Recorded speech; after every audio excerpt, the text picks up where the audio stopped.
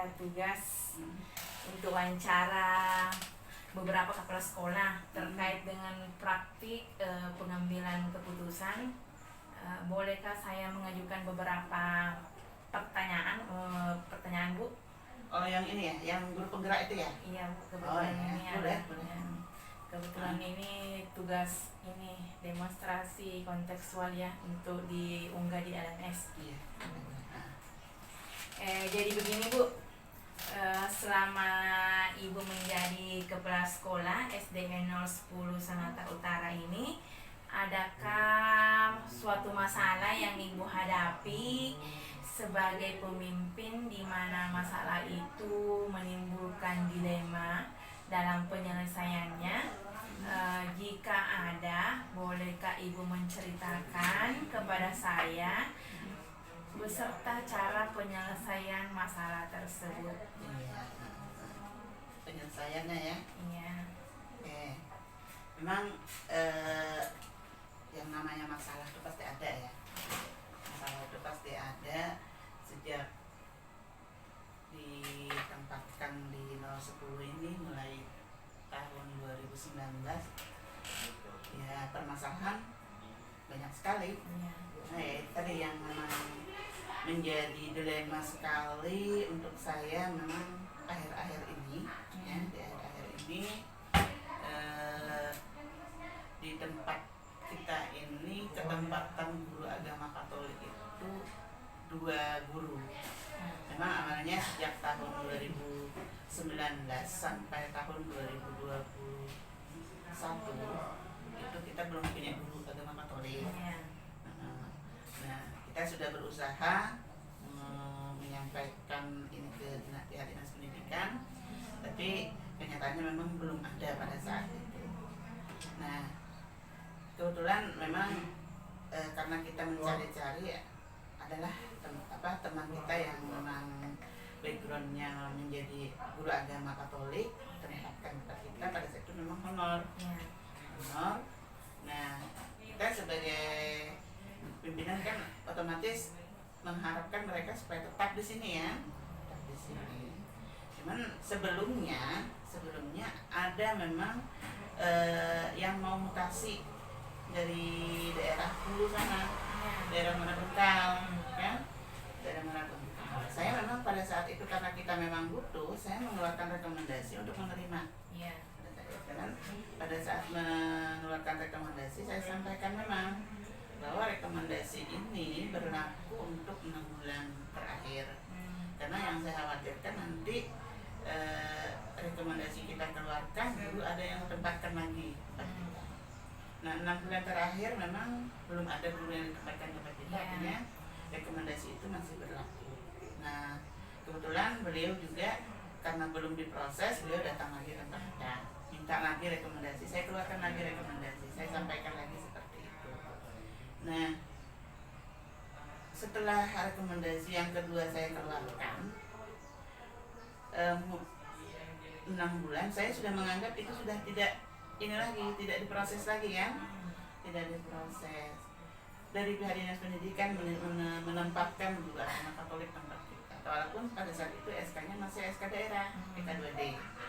Nah, kita sebagai pimpinan senang sudah mendapat, artinya sudah mendapat guru tetap untuk di SD 010 untuk agama Katolik. Nah, selama berjalan tiba-tiba dalam akhir-akhir ini di bulan Februari yang lalu muncul guru agama yang tahun 2020 minta rekomendasi itu membawa SK nota tugas dari dinas pendidikan. Nah, otomatis saya bingung ya, bingung. Satu sisi yang punya legalitas di sini adalah teman kita Bu Yulia, karena beliau sudah ditempatkan mulai tahun 2021 awal sampai saat ini ya. Menjadi dilema buat saya untuk menerima. Sementara ini SK-nya sama-sama kepala dinas ya, sama kepala dinas. Jadi saya belum bisa menerima dulu pada saat itu dengan Ibu Maria yang baru, karena saya berpegang ini yang legalitasnya di sini itu adalah yang punya legalitas itu adalah Bu Maria, karena Bu Maria sudah tetap menjadi guru agama Katolik walaupun beliau hanya SKTK2D. Nah, bukan maksud saya untuk menggantung yang punya SK ini, yang punya SK apa tuh? Bukan SK SK nota dinas, tidak. Cuman saya tetap berkomunikasi, mengkonsultasikan ke pihak terkait. Akhirnya dengan ini saya tetap mengkomunikasikan dengan pihak dinas pendidikan yang pada saat itu memang yang menangani adalah Pak Hadi Haryono, dan arahan beliau memang pada saat itu karena masih nota dinas, Bu Jana jangan dulu kita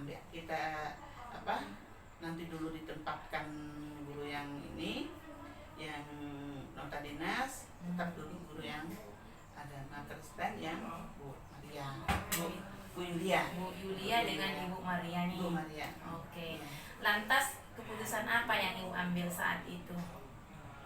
Ya memang pada saat itu memang ya jadi terjadi ya dilema kan. Saya harus memutuskan apakah saya ini harus mengambil Bu Maria atau harus Bu Yulia ya. Secara legalitas memang Bu Yulia yang memang harus saya pertahankan, karena beliau memang sejak tahun 2020 satu awal itu sudah tempat kita ya kan. Gitu ya, Cuman pada saat itu memang saya belum tahu persis apakah proses mutasinya Ibu Maria ini sudah sampai di pihak di PKD atau belum ya. Oh gitu Bu ya. Wah, keputusan yang sangat solutif sekali ya Bu ya. Jadi begini Bu nih, dalam modul yang saya pelajari ada dua jenis dilema ya, yaitu dilema etika dan ada juga bujukan moral. Dilema etika itu jika kebenaran lawan kebenaran. Kemudian kalau bujukan moral itu juga jika kebenaran lawan kesalahan. Jadi bagaimana Ibu dapat mengidentifikasi kasus-kasus yang muncul ini, mana yang berupa dilema etika dan mana yang berupa bujukan moral. Maksudnya yang Ibu ini termasuk, masalahnya Ibu ini tadi termasuk dilema etika ya Bu ya. Karena di satu sisi Ibu Yulia TK2D ditempatkan di SD 10 ya, sudah berapa tahun mengajar ya, kemudian datang lagi Bu Maria yang PNS ya itu pun dari rekomendasi dari kepala dinas. Jadi Ibu ini merasa dilema ya. Artinya dilemanya di mana? Dilemanya sama-sama dari dinas pendidikan ya. Kita yang di lapangan yang menjadi kerepotan dengan jumlah siswa sedikit, tetapi jumlah gurunya yang dua guru. Sementara sekolah-sekolah lain masih ada yang membutuhkan guru agama Katolik. Gitu ya. Terus dilema etika ini Bu, untuk menghadapinya bagaimana? Apakah Ibu mempertahankan guru TK2D-nya itu Ibu Yulia atau menggesernya dengan menggantikan Ibu Maria atau bagaimana? Nah itu makanya kemarin saya tetap pas beliau datang, Bu Maria itu datang, ternyata beliau membawa selain SK nota dinas, ternyata sudah selesai SK mutasinya. Nah saya tetap menyarankan beliau, saya tidak bisa mengambil keputusan, tetap saya mengacu kepada arahan dinas pendidikan. Saya arahkan beliau ke dinas pendidikan. Artinya untuk sementara ini saya tetap dulu dengan prinsip saya bahwa saya harus tetap mempertahankan Ibu Yulia karena memang secara legal memang ini urusan nanti istilahnya yang menempatkan siapa, yang ditempatkan di SD 10 itu siapa, nanti saya serahkan ke pihak dinas pendidikan. Nah itu komunikasi saya dengan Pak Hadi Haryono kemarin itu karena beliau selaku kepala seksi GTK di pihak dinas pendidikan. Akhirnya dari Pak Hadi Haryono untuk sementara ini karena kepentingan absensi dan lain-lainnya, artinya Bu Maria diminta ditampung dulu di SD 10 sambil menunggu pemetaan dari dinas pendidikan. Artinya kita menunggu menunggu informasi pemetaan dari Dinas Pendidikan apakah Bu Maria yang di SD 010 atau Bu Yulia yang di SD 010. Karena apa? Karena kita tahu bahwa di sekolah di Sengatta Utara ini masih ada 3 sekolah yang membutuhkan guru agama Kristen Katolik. Jadi kita tetap mengacu arahan dari pihak Dinas Pendidikan. Jadi di mana keduanya tadi keputusan benar atau tidak melawan hukum, Bu ya? Tidak. Ya, berarti selama ini bagaimana Ibu menjalankan pengambilan keputusan, terutama pada kasus-kasus dilema kepentingan yang sama-sama benar atau sama-sama mengandung nilai kebajikan? Maksudnya di sini kasus dilema ini kepentingan sama-sama benar kan? Karena itu kebijakan dari dinas ya. Tapi apakah ini mengandung nilai kebajikan atau bagaimana? Kebajikan maksudnya rasa di mana ya antara ibu dengan Ibu Yulia bawahnya selama ini? Yang jelas memang rasa kasihan, ini ya, dengan beliau, rasa bersatunya saya dengan beliau kan karena sudah sekian tahun bersatu, saya sudah tahu pribadinya beliau, saya sudah tahu kinerjanya beliau ya kan. Otomatis secara pribadi saya ingin mempertahankan beliau, secara pribadi ingin mempertahankan beliau, tapi saya tetap istilahnya mengikuti aturan dari pihak Dinas Pendidikan.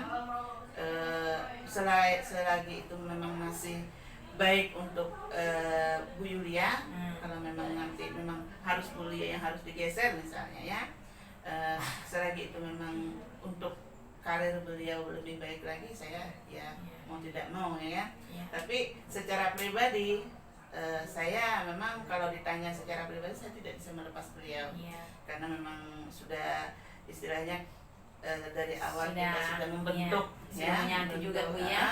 membentuk dari kinerjanya, dari sosialisasinya beliau yang sudah terbentuk di sekolah kita, sudah menyatu dengan teman-teman, dengan kita juga. Artinya secara pribadi saya tidak bisa melepas, tapi kalau memang ini dengan aturan, terbentur aturan kan tidak boleh ada 2 guru, dan yang memang harus PNS yang harus di tempat kita, ya mau tidak mau kita harus legowo juga. Karena kebetulan juga Ibu Yulia kan sudah terdaftar juga di Dapodik ya. Jadi sudah ya. Jadi Ibu ya. Oke.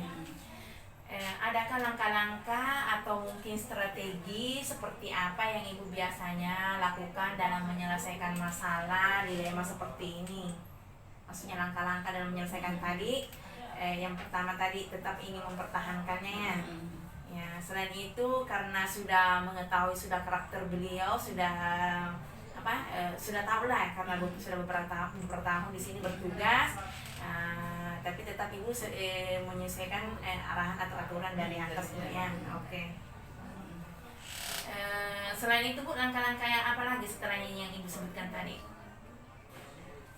Ya, langkah-langkahnya mungkin yang pertama ya, saya sudah tahap awal saya menyampaikan ke Bapak Ibu guru bahwa permasalahan kita seperti ini. Tetap saya memang segala sesuatunya itu memang harus kita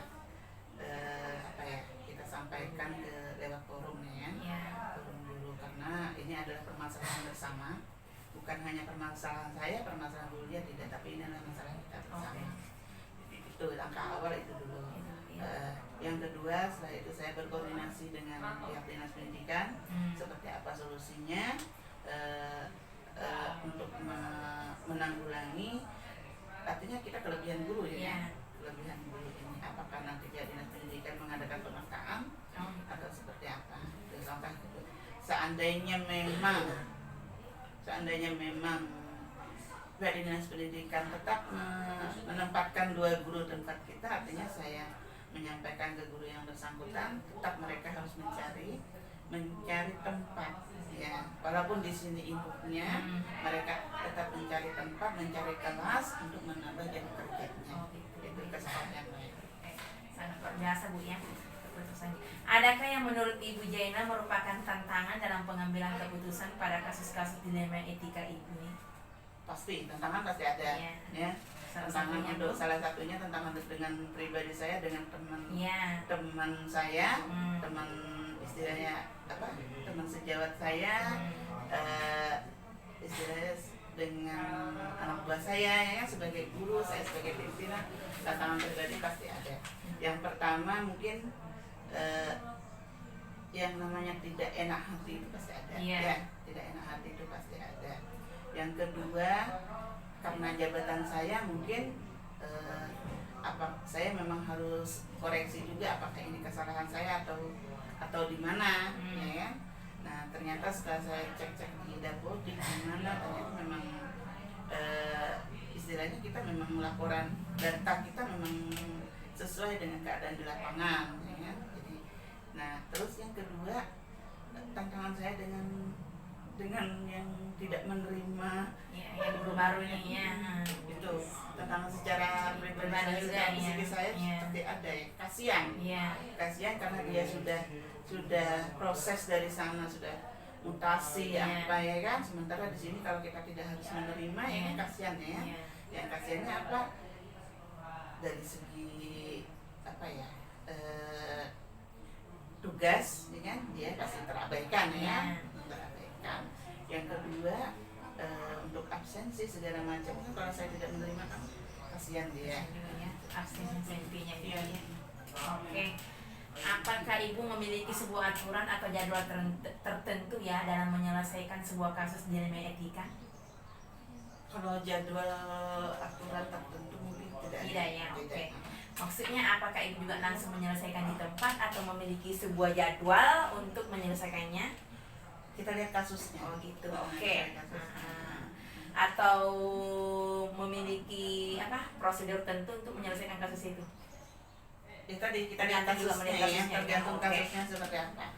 Oke, ya Bu. Selanjutnya ya, adakah seseorang atau faktor-faktor yang mungkin ya selama ini dapat mempermudah Ibu Jaina ya dalam mengambil sebuah keputusan untuk kasus-kasus dilema etika ini? Yang mempengaruhi, yang bagus mungkin ya. Jadi itu tadi di awal kan saya sudah sampaikan, saya yang mempermudah artinya menyampaikan dulu dengan Bapak Ibu guru, solusinya seperti apa, itu kan mempermudah. Bapak Ibu guru membantu saya untuk menyelesaikan begini Bu, seperti ini. Ibu ada terbuka dulu dengan rekan sejawat bagaimana solusinya seperti ini. Oke, terus ada lagi Bu faktornya yang ini yang mempermudah Ibu dalam mengambil keputusan? Mungkin banyak ya yang mempermudah, tapi ya itu tadi yang pertama direkam teman-teman dulu ya, teman-teman dulu. Setelah dari teman-teman terbuka, pasti kita sudah ternyata kita harus seperti ini gitu. Oke ya. Kemudian Bu ya, pertanyaan terakhir, dari semua hal yang telah Ibu sampaikan tadi, pembelajaran yang dapat Ibu petik dari pengalaman Ibu dalam mengambil sebuah keputusan dan masalah ya yang menimbulkan dilema etika ini, kira-kira apa yang Ibu petik dari pembelajaran yang Ibu hadapi dilema etika yang Ibu ceritakan tadi? Pembelajarannya ya kita semakin memahami ternyata dalam berorganisasi, dalam memimpin sebuah sekolah itu tidak mudah ya, seperti yang kita pikirkan ya. Ada masalah yang harus kita selesaikan secara urgen, secara cepat, dan ada yang memang harus kita pelajari dulu ya. Artinya pembelajarannya kita mengacu kepada kebijakan kita dalam berpikir, dalam mengambil keputusan. Itu ya. Oke. Ibu Jaina ya, terima kasih banyak ya atas waktu sama-sama, dan kesediaannya dalam menjadi narasumber wawancara saya ini. Ibu kalau begitu saya mohon pamit ya dahulu ya. Semoga lancar semua pekerjaannya Ibu hari ini ya. Permisi Bu. Assalamualaikum warahmatullahi wabarakatuh.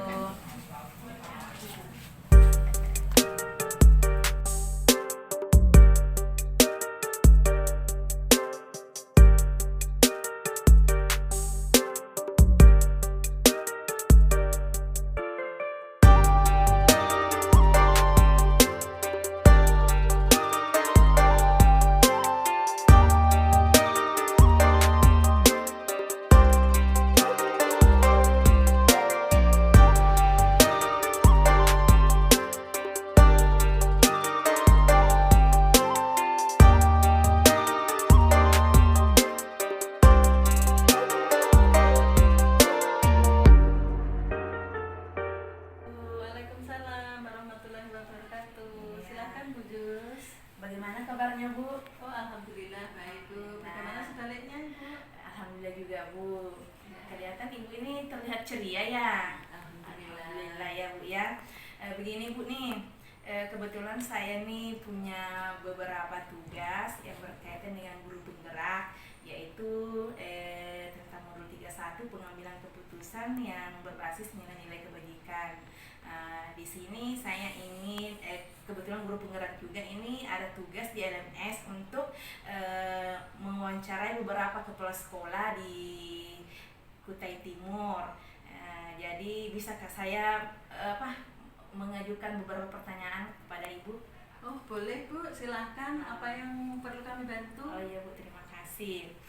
Iya Bu, kebetulan saya nih jadi begini, selama saya Ibu nih menjadi kepala sekolah SDN 006 ya Sangatta Utara, adakah suatu masalah yang Ibu hadapi sebagai pemimpin di mana masalah itu menimbulkan dilema dalam penyelesaiannya? Kemudian kalau jika ada, bolehkah Ibu menceritakan dilema Ibu dan cara penyelesaiannya tersebut? Boleh Bu, kebetulan sampai saat ini saya menjabat dari tahun 2018 sampai saat ini, kalau namanya dilema itu tidak ada, tetapi ada sedikit hal yang mungkin selisih paham. Jadi untuk mengatasi itu semua, saya panggil mungkin secara individu Bu, seperti itu.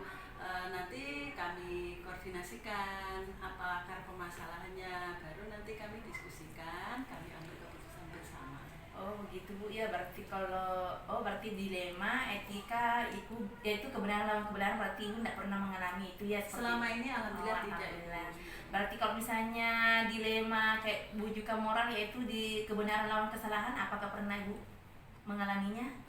Atau bagaimana cara mengambil keputusannya bagaimana? Iya. Kalau saya Bu selama ini kebetulan ada itu tentang kedisiplinan, kedisiplinan waktu itu khususnya untuk pegawai kami. Jadi salah satu alternatifnya yang saya sampaikan kepada yang pegawai tersebut, kami panggil secara individu, kami ingatkan, kami berikan masukan-masukan seperti itu, karena tanggung jawab sebagai pegawai. Jadi seperti itu yang kami lakukan selama ini.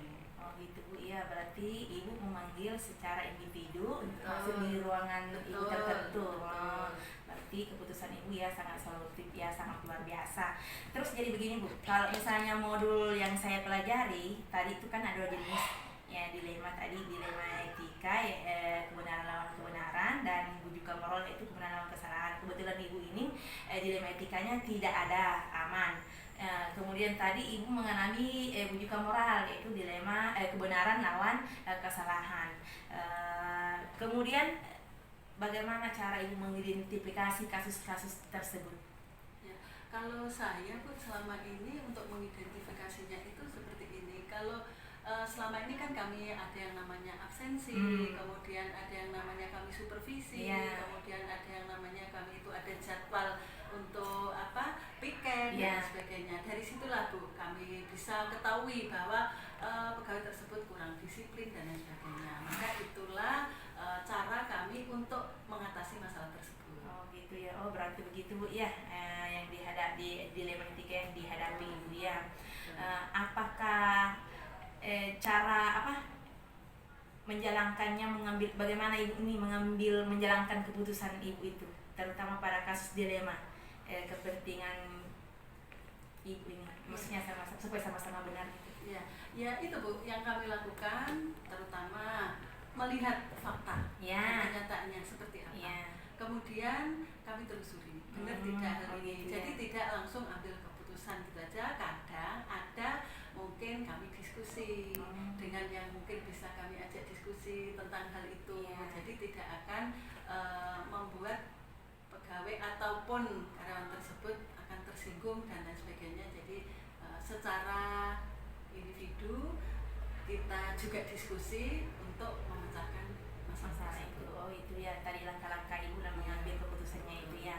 Terus ada nggak Ibu hal Ibu Sukarmi ini anggap efektif dalam pengambilan keputusan dalam kasus ini tadi?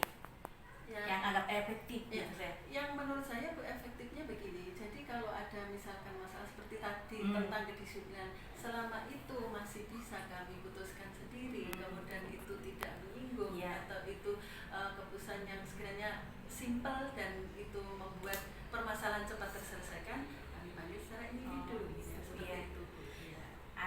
Ibu, menurut Ibu Sukarmi ini merupakan tantangan dalam pengambilan keputusan pada kasus-kasus dilema atau bujukan moral tadi Ibu dilakukan? Ya, yang namanya kasus Bu ya itu biasanya ada yang namanya tantangan itu. Yang pertama malah menambah motivasi buat kita sebagai seorang pemimpin supaya nanti kita bisa menyatukan, bisa membuat suasana yang nyaman. Nah, itu yang kami lakukan selama ini. Oh gitu Bu ya, sangat luar biasa Bu ya. Terima kasih. Menghadapi tantangannya. Apakah Ibu memiliki sebuah aturan atau jadwal tertentu dalam menyelesaikan kasus dilema etika tersebut atau bujukan moral tersebut? Kalau masalah jadwal Bu, kami sebagai penanggung jawab, sebagai pimpinan itu kan pasti punya yang namanya supervisi, itu pasti terjadwal. Tapi kalau yang namanya seperti moral dan sebagainya itu kan kita tidak tahu kapan terjadinya, kapan kejadiannya. Nah, pada saat itulah kami baru berikan tindak lanjut, kami berikan keputusan seperti apa baiknya. Nah, itu yang kami lakukan selama ini. Adakah seseorang atau faktor-faktor yang mungkin selama ini dapat mempermudah atau membantu Ibu dalam mengambil sebuah keputusan untuk kasus-kasus dilema yang Ibu hadapi? Ya, minimal kami gini Bu, kalau di sekolah dasar itu kan BK, bimbingan konseling itu otomatis guru kelas. Nah, kalau memang itu nanti kaitannya dengan kesiswaan, dengan lain sebagainya, kami pasti berdiskusi. Ya, untuk mengambil keputusan mana yang terbaik, seperti itu Bu. Oke, pertanyaan terakhir Bu ya, dari semua hal yang telah Ibu sampaikan tadi, pembelajaran apa yang dapat Ibu petik dari pengalaman Ibu dalam mengambil sebuah keputusan tadi? Ya. Kalau saya pribadi Bu, untuk hal itu pengalaman yang selama ini kami dapatkan, dan yang pertama itu ya menjadikan motivasi buat kita. Yang kedua, ternyata dari permasalahan itu kalau kita diskusikan, kita selesaikan bersama akan menghasilkan hal yang baik. Oke, Ibu Sukarmi, terima kasih banyak atas waktu dan kesediaannya dalam menjadi narasumber wawancara saya pada hari ini. Sama-sama Bu, semoga bermanfaat. Ada kurang lebihnya saya mohon maaf. Kalau begitu Bu, saya mohon izin, semoga lancar pekerjaan Ibu hari ini. Saya mohon maaf ya, mohon pamit. Assalamualaikum warahmatullahi wabarakatuh.